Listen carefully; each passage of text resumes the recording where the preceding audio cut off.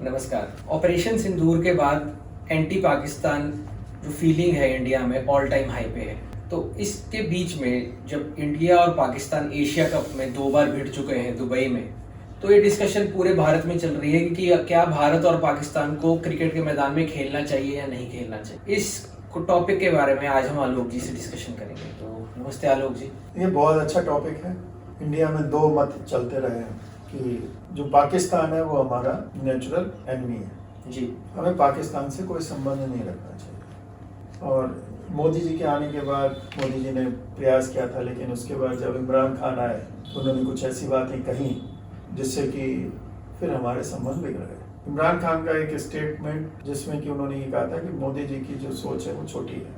उसके बाद ऐसे वाकयात हुए कि भारत ने पाकिस्तान से कोई संबंध नहीं रखा। देखिए, जो ट्रेड है उसको एकदम खत्म कर दिया इन्होंने, बहुत ज़्यादा टैक्सेशन लगा दिया, 100% के आसपास ड्यूटी लगा दी। तो ट्रेड बंद हो गया है, लोगों का आना जाना बंद हो गया। ऑपरेशन सिंदूर में जितने लोग यहाँ इंडिया में रह रहे थे उनको भी खोज के भेजा गया। जो पाकिस्तान का सर्वाइवल था कि एंटी इंडिया सेंटिमेंट इन कश्मीर, तो वो भी खत्म कर दिया है।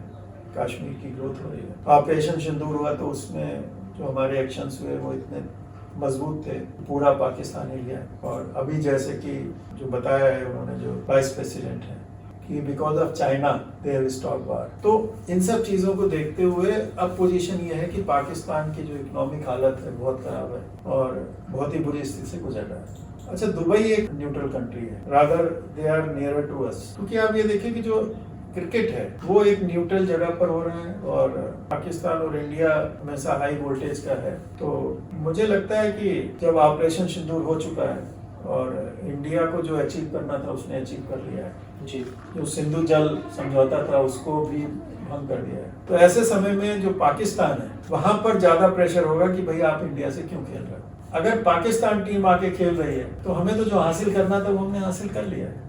बिल्कुल। इसमें जो डिप्लोमेसी यही कहती है कि when you have got a upper hand you should play, let other party should act against it. जब पाकिस्तान के जो प्लेयर्स हैं या पाकिस्तान की जो सरकार है वो अलाउ कर रही है पाकिस्तानियों को दुबई में खेलने के लिए इंडिया के साथ जी, तो मुझे नहीं लगता कि हमको कोई इसके अगेंस्ट होना चाहिए कि नहीं खेलना चाहिए। क्योंकि अब इसके बाद आपके पास क्या बचता है? क्योंकि अगर हम नहीं खेलते तो एक तरह से उन्हें वॉक ओवर मिल जाएगा, क्योंकि वो तो खेलने को तैयार ही हैं, तो वो जीत गए। नहीं, आप देखिए ना, वॉक ओवर की बात नहीं है।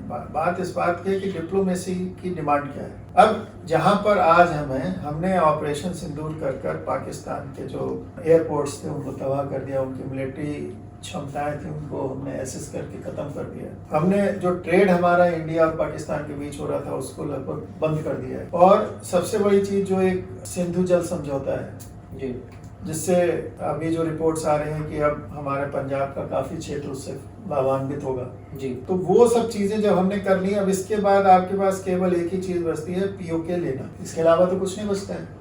और पीओके जो है वो जो वर्तमान परिदृश्य है, हमें ये कभी नहीं भूलना चाहिए कि Pakistan is a nuclear state जी। तो उसके लिए आपको वहां से ही अगर कोई ऐसे पावर खड़ी होगी पीओके के अंदर, वो खड़ी हो रही है, उसमें प्रत्यक्ष रूप से इंडिया कोई काम नहीं करेगा।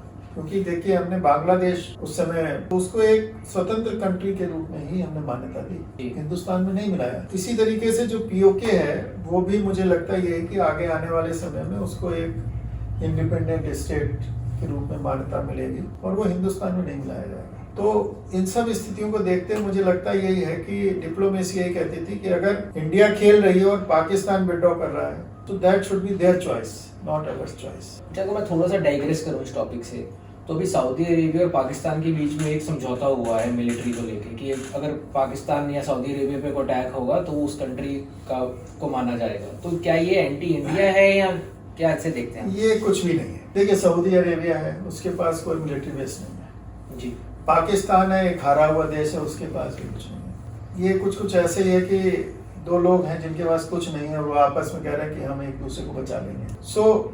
सऊदी अरेबिया है, देखिए पेट्रोलियम प्रोडक्ट के कारण वो अपना एग्जिस्टेंस रख रहा है, लेकिन धीरे धीरे पेट्रोलियम पर निर्भरता कम होती जा रही है। ऐसे समय में जो रशियन पेट्रोल है वो सस्ते में हमको मिल रहा है। और अभी रिसेंटली फिर रिट्रेट किया मोदी जी ने कि हमारा जो डिसीजन था वो बिल्कुल ठीक, तो हम उससे वापस नहीं जा रहे हैं। तो ऐसी स्थिति में मुझे लगता यही है कि पाकिस्तान, और वैसे भी आप देखिए जो ओआईसी कंट्रीज हैं वो हमेशा एंटी इंडियन सेंटीमेंट ही रखती हैं, और पाकिस्तान चाहता है उसको हमेशा लीड करना, तो इस समझौते का कोई मायने नहीं रखता। और समझौता तो बहुत सारे होते हैं, लेकिन उसको इम्प्लीमेंट कैसे करोगे, that is a big thing. जैसे यूक्रेन है, अब यूक्रेन से कह दिया गया कि अमेरिका सपोर्ट करेगा, नाटो कंट्री सपोर्ट करेंगे जी, लेकिन नुकसान तो यूक्रेन का हो रहा है। मतलब आपको देख के लगता है कि एक जोकर अगर प्रधानमंत्री होता है तो किसी देश का कितना बुरा हाल हो सकता है। इससे कुछ फर्क पड़ने वाला नहीं है, और it is more of a type of agreement which has no meaning as such.